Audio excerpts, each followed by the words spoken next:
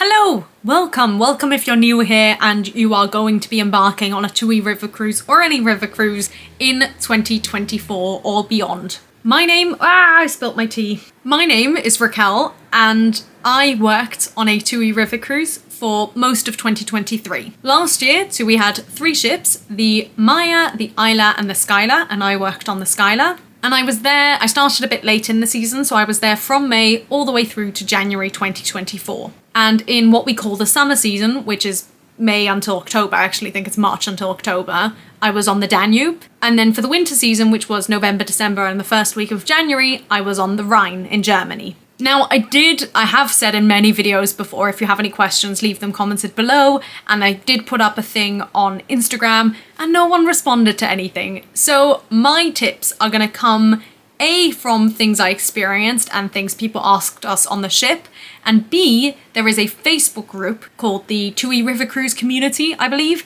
and I had a look there and saw some of the most recent questions, and I'm gonna answer what I can. This video is not endorsed by TUI, it's not sponsored by TUI, they don't know I'm making this, I don't even think they know that I filmed my entire time on board the TUI River Cruise, all of which the videos you can see up here. These are just my own experiences, and I know that they're changing a lot of things for this upcoming year, for 2024. I also know that this video is going out much later than I'm filming it, so they're already sailing away and have sorted out all the things they're changing, and I'm not working for them anymore. So everything I say is very much based on my own personal experience and knowledge, and if things are different than what I say, I'm very sorry. As I say, these questions are all going to be things that I've sort of seen crop up or experienced crop up, but if you do have any questions that I haven't answered in this video, please do feel free to comment below. And as I say, I worked for TUI River Cruises, so these are all TUI specific answers. If you're doing another river cruise with another company, you're more than welcome to, I don't mind.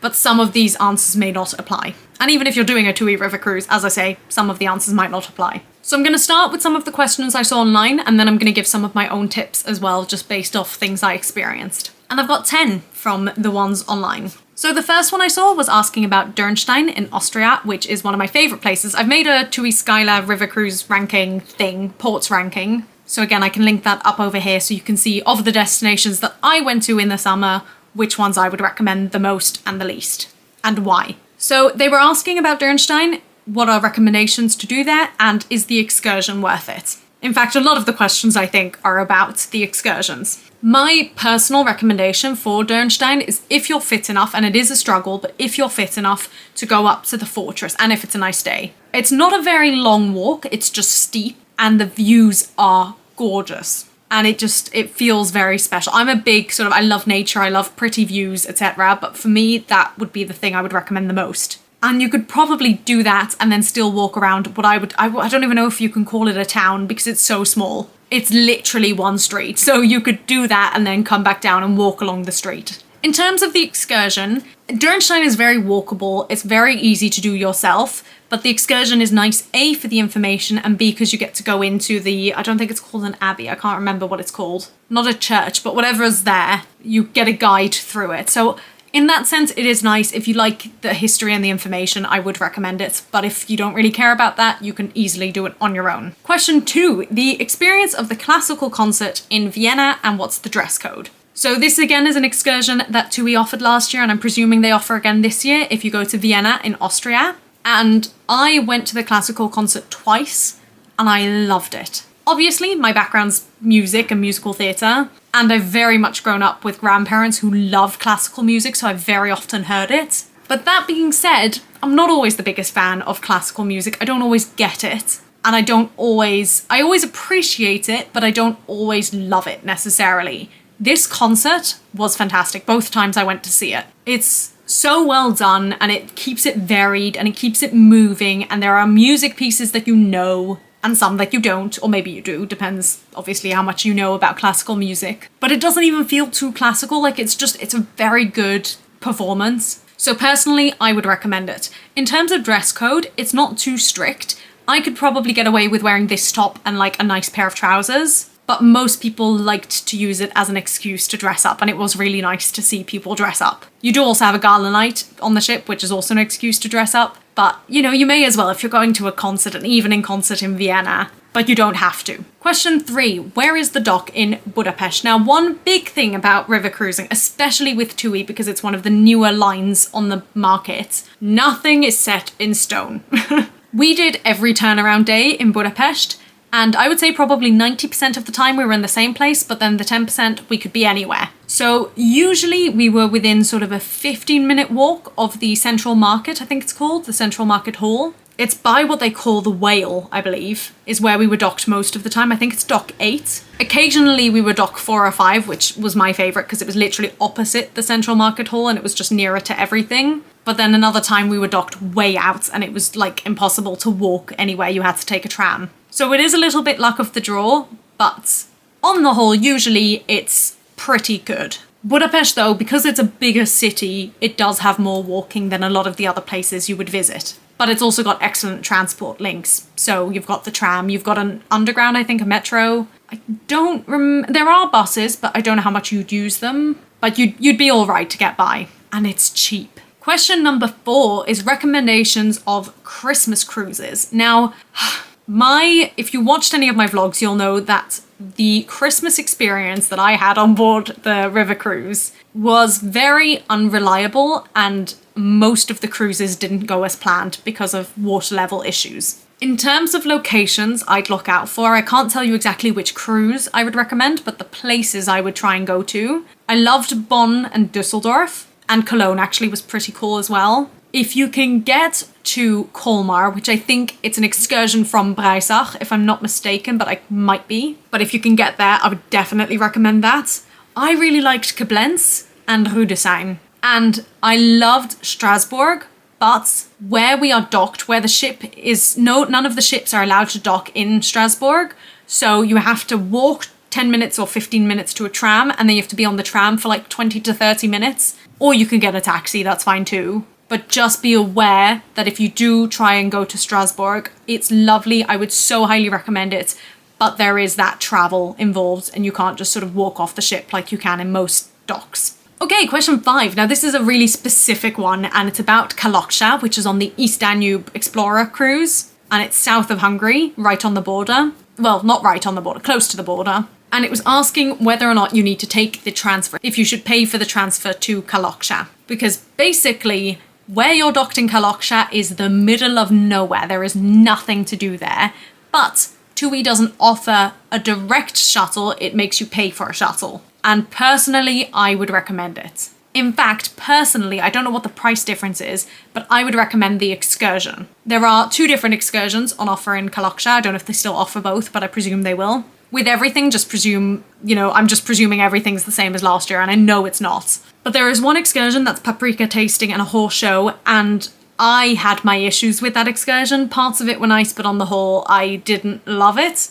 And then the second one is just a Kalocsa city tour, I think it's called. And I think that one's best, I don't know how much it is, but best value for money. Because you get the guide and you get the information and you go into the Paprika Museum as well as some of the other places. So I would personally recommend that. Question 6, and this is one that we encountered a lot.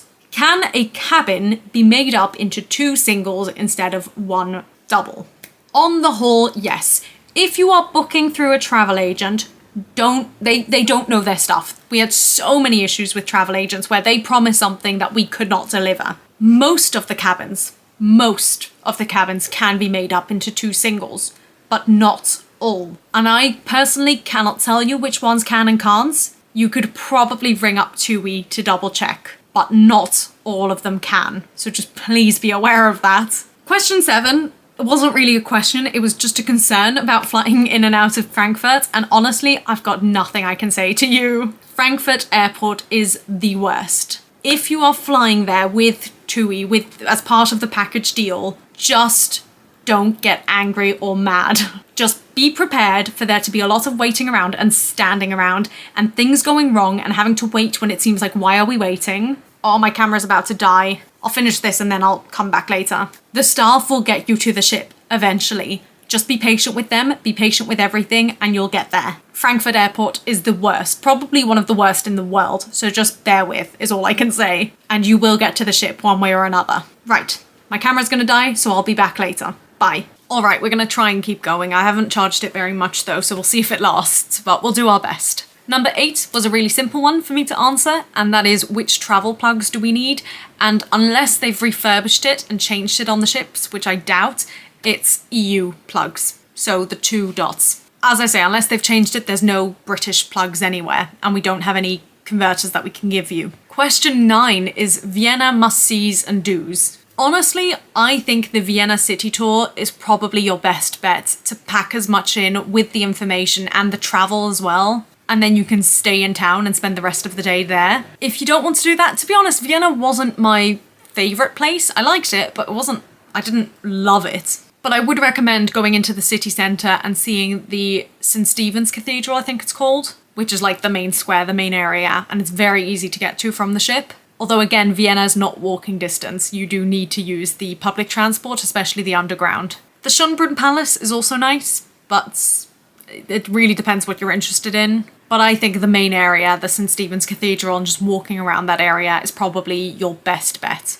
And question 10 was best excursions. So what I might do, because I feel like that's a whole video in and of itself, and I did keep track of all the excursions I went on and how I felt about them and whatnot. Obviously a lot of them I did vlog as well, but I might at some point just film a whole video of the excursions I went on and also the ones I didn't but that I've heard about. And maybe do a tier ranking again or something along those lines. So if you want to see that, subscribe, stay tuned, and it will be coming out at some point. And if you have any recommendations yourself, if you have done any of these things, do feel free to comment them down below for other people to find. Because obviously at the end of the day, I was working, so I didn't get to go out very much, whereas other people who are on holiday did actually get to probably explore more. So those were the questions. Now I do have a couple of tips myself. So first and foremost, river cruising is for any age. We had people in their 20s all the way through to their 80s, I would say. But that being said, you need to have a reasonable level of mobility, especially for TUI ships.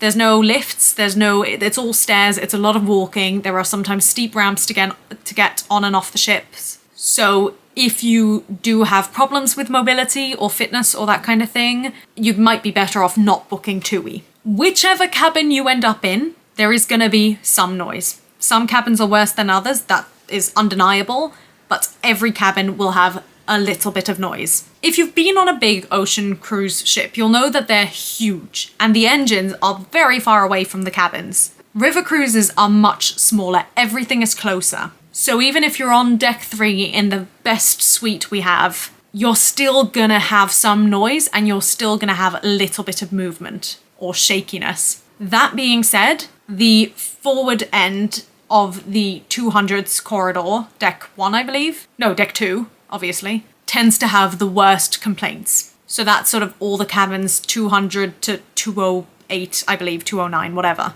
Again, this was last year. I know that they did a bunch of refurbishments over sort of the last few months, so maybe that's all fixed. But if you are very sensitive to noise, as I say, any cabin's gonna have something, but those are known to be the worst. And I think there are some as well on the aft end of deck 1, but I personally didn't have any issues when I was in there. Now, this next one, unless they have changed something, and I really hope they have because we did recommend it to them, but I don't think they would have. When you get to the airport, when you land and a TUI representative meets you, they'll give you a letter and it says something about a TUI app. And the cruise directors will be talking about a TUI app, and the staff will all be talking about this TUI app that is not an app. I would absolutely recommend getting it, but it is confusing at first. Again, they might have changed this, but don't go into the App Store or the Play Store or whatever you have on your phone. Go into Safari or Chrome or whatever browser you have, internet browser, and type in navigate.tui. Make sure you're on the Wi-Fi first of the ship you're on, and then if you type in navigate.tui, it should bring it up for you. It's not an app, basically. That's the main thing you need to know. But usually people are happy to help you. The staff know what they're doing most of the time. Another thing that, again, we have asked them to change, and they said they would, but I don't know if they have yet, is when you're trying to book excursions, especially if you're booking them in advance before you're on the ship and have a chance to ask anyone questions about it, and I will reiterate this if I do make an excursions video, there are 2 types of excursions on the website, and it's not at all clear which is which. Anything that is labelled River Cruise Collection or RCC before the actual name of the excursion, those are ones operated and run by TUI. So if something goes wrong, TUI can fix it, more or less. And if we're delayed getting into a port, TUI's responsible and they can help you. If you book any other excursion that doesn't say River Cruise Collection or RCC, that is not TUI. That is an independent company that you need to go off and find somewhere, meet somewhere, and if you're late, too bad, like there is nothing TUI can do. As I say, we have begged them to change this. I don't know if they have yet, or at least to make it more clear which is which, but please be aware of that when you're booking excursions. Because the amount of times we had people come onto the ship saying, oh, we've booked this excursion, what time is it leaving? You haven't told us about it. And we say, we don't know anything about it. It's not our company. You need to travel an hour away and meet them and get there on time and get back on time and whatever. Some of those excursions can be really good. I have heard good things, but just be aware that there is more of a risk and that you are independently responsible and TUI cannot help you. Another big thing is to check what you are booking. When you book your river cruise, because this is again something people just don't seem to think about. But number one, have a look at your itinerary. If you book something on the Main Canal, I believe that's what it's called, that entire itinerary basically is low bridges. And that means that you cannot use the top deck, which a lot of people don't like and don't appreciate, understandably. But just be aware that that happens, especially on the Main Canal. Also, if you're booking a Christmas cruise, Christmas markets open and close at different times. And we had a lot of people upset that the Christmas markets weren't open. If you book the first week of the river cruise, I would especially look out for it. And if you book in the last 2 weeks of the river cruising sort of winter season. Anytime before sort of the second week of December, you're running a risk that the markets won't be open. And anytime sort of around the 23rd of December after that, you're also running a risk. Some are open, and again, it depends what you're after, but if you are specifically after Christmas markets, if you go on whatever the first week is, and you're going to 5 different destinations, there may only be one that has a Christmas market at that time. There may be none, there may be 5. Just do your research, basically. This next one is the most important one, and I cannot stress it enough, and I have mentioned it already, but you just need to be so aware of it when you're booking a river cruise. Unlike ocean cruises, things can change. You need to be flexible, you need to be willing to go with the flow, and obviously TUI will do what it can, and any river cruise company will do what it can to make your cruise what it's meant to be. But we've had high water level issues, we've had low water level issues, we had problems with hot water, we had problems with, not getting into places on time because of locks, because of marathons or whatever. Like, there's 101 reasons my camera's about to die again, but 101 reasons why things can change, and just be prepared for that. You may not always go to every destination that it says you're going to go to, and that is not TUI's fault or whichever company you're with. It is 98% of the time because of nature, and there's nothing that can be done about that. So just please be ready to go with the flow and accept that changes may occur. I've got 2 more things to say, but I think my camera's going to die, so I'm going to come back in about 5 minutes to try and say these. Sorry. All right, take 3. So my last 2 tips. Number 1 is about food. It's okay to ask, please ask. If you're vegetarian, if it's not hot enough, if it's not enough, if it's too much, anything. And if you have allergies, you may have already let the system know, you may have let someone at TUI know, but it might not have got through to your waiter or to the chef or whatever. And we can't do anything about it if you don't tell us. And we want to help, and the staff on board is so lovely, at least they were last year, I'm presuming it'll be the same this year. You just need to let people know, and maybe you need to remind them. Usually they're quite good at remembering, but maybe the first day or 2 or 3 you might need to just say, hey, by the way, I'm allergic to XYZ. And if the portions are too small, they are more than happy to get you another portion. Or even when you're ordering, you can say, can you make this a big portion, please? Or, like what I often did, was say, can I have a half portion or a smaller portion? Or you can say, can I have this without the chili? Now, people will have different responses to this, and I think basically that's because TUI has one rule, or River Advice or whoever says you need to have it this way and it can only be this set menu, and some of the staff are aware that, humans have differing taste buds and whatnot, whereas others are like, I don't want to get fired. So they will do what they can within their scope, within what they've been told they're allowed to do, within what they are willing to do. But always, always just let them know. And actually, that's not just about food. That's about anything that happens. Some of the time, we won't be able to help you. No one will be able to help you and no one will be able to fix it. But people will always try. And I think that's the main thing as well. Just to be aware that everyone on board is there to make your experience better. They want to make your experience better. It's no fun for the staff if the guests aren't happy. We want to help you as much as we can. So if someone says we cannot help you, that's not on them. That's because whoever's in charge of them has said, we can't help you. And don't take it out on the staff on board, please. I cannot stress that enough. And the last thing that I've got written down is that all cabins are actually really nice, and I think all cabins are good. As I mentioned before, you do have the issue of some cabins being a bit noisier than others, but on the whole, I don't really think you can go wrong. Now, I've just asked my friend who also worked on a river cruise last year what their top tips are. Number 1 is book rooms away from where the engine is, so that's like what I said already. Number 2, and this is a good one, become friends with the cruise director. So ask questions. If you're not sure about something, again, they're happy to help. Number 3, research what the docks are like, that's what I mentioned as well, and what your itinerary is like, which is also what I mentioned. So those are our top tips. As I say, this is not endorsed by TUI, this is just personal experience and opinions. If you do have any other questions, feel free to comment them below. If you have any recommendations or anything at all, also comment it below. We're happy to share the knowledge. And I will at some point be doing an excursion ranking, and as I said and linked earlier, there is also a TUI Skylar port ranking as well. Thank you very much for watching, and I will see you all in the next video. Bye!